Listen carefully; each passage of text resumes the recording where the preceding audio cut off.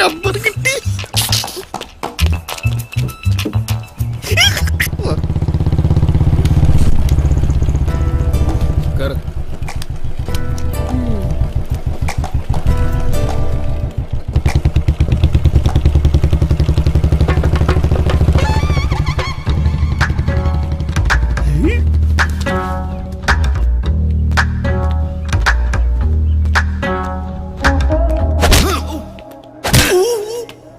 നിന്റെ തോക്ക്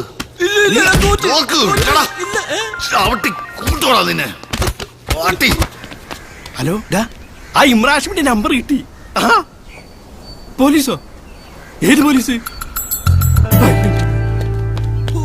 സാറേ, അവൻ ഫോൺ കട്ട് ചെയ്ത്. ഓഹോ, മുങ്ങിയെന്നാ തോന്നുന്നത്. നമുക്കിനി യവനെ കൊണ്ട് തന്നെ എല്ലാം പറയിപ്പിക്കാം. എണീറ്റില്ലടാ. ഹലോ സാറേ, പ്ലീസ് നിങ്ങൾ ഓനൊന്നും ചെയ്യല്ലേ. ആ, എന്നാ പിന്നെ മോൻ നേരെ ഇങ്ങി പോന്നേക്ക്. ബാക്കിയൊക്കെ നമുക്ക് ഇവിടെ വന്നിട്ട് സംസാരിക്കാം. എന്താ സാറേ കേസ്? അയ്യോ, ആ കേസ് എന്താണെന്ന് അറിഞ്ഞാലേ സാർ ഇങ്ങോട്ട് വരത്തുള്ളൂ. സാറേ, നിങ്ങൾ ആ പത്മനാഭ സാറിന് ഒന്ന് ഫോൺ കൊടുക്കേ. സാറേ, അവന് സാറിനോട് എന്തോ സംസാരിക്കണോന്ന്. എന്റെ അടുത്താ?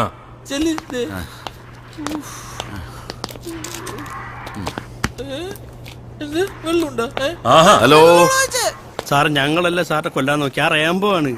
ആ, അതൊക്കെ നമുക്ക് സ്റ്റേഷനിൽ വന്നിട്ട് തീരുമാനിക്കാം. സാറേ, നിങ്ങൾ ഓനെ വെറുതെ വിടി. റേംബോ എവിടെയുള്ളത് ഞാൻ കാണിച്ചു തരാം നിങ്ങൾക്ക്. ആ, നീ വലിയ ഭാരിച്ച കാര്യങ്ങളൊന്നും അന്വേഷിക്കണ്ട, നേരെ വന്നാ മതി.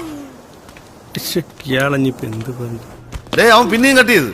ആഹാ, എന്നാ പിന്നെ നമുക്കിനി അവന് ഉരുട്ടാ സാർ.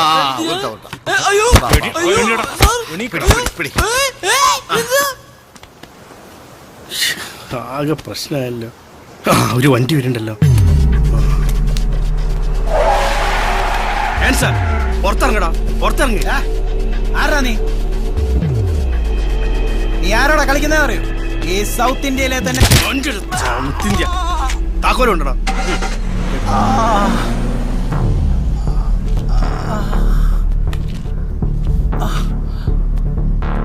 വണ്ടി മക്കനുമില്ലേ എൻ്റെ അമ്മ? നേരത്തെ നെഞ്ഞത്തു കൂടി കയറാൻ നന്നായി. ഇതല്ല മുപ്പര വീട്. ആരുമില്ല.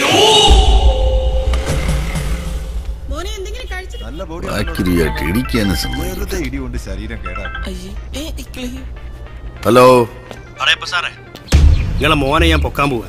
മോനെ വേണമെങ്കിൽ നിങ്ങൾ ആദ്യം കുമാരനെ വിടി. ഞങ്ങളുടെ പേരുള്ള കേസ് ഒഴിവാക്കണം. എന്റെ മോൻ അവൻ കുഞ്ഞാ. അവനെ നീ എന്തെങ്കിലും ചെയ്താൽ ഇവനെ ഞാൻ വച്ചേക്കില്ല. ഇപ്പൊ ചെറിയ കുട്ടിയല്ലേ, ഒരു പാലും കുപ്പി വാങ്ങണ്ടി വരും. ഓണ വൈക്ക് വാങ്ങാം. നിക്കടാ.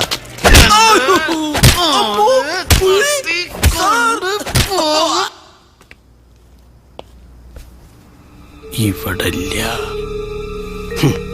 കിഡ്നാപ്പിൽ ഇന്നെ കഴിച്ചു വെക്കാൻ ലോകത്താരുമില്ല. ഇന്നോനെ ഞാൻ പൊക്കിയിരിക്കും.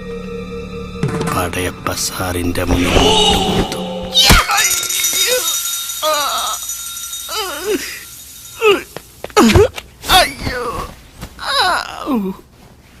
എന്താ ഒരു സാധനമായിട്ട് ഉരുണ്ടു പോയത്? മോനെ എന്തെങ്കിലും കഴിച്ചിട്ട് പോ. അയ്യോ, ആരാ? എന്താ? ലേശം വെള്ളം തരി. വീട്ടിനകത്ത് കയറി വന്നിട്ട് വെള്ളം ചോദിക്കുന്നത്? ഇറങ്ങട പുറത്ത്.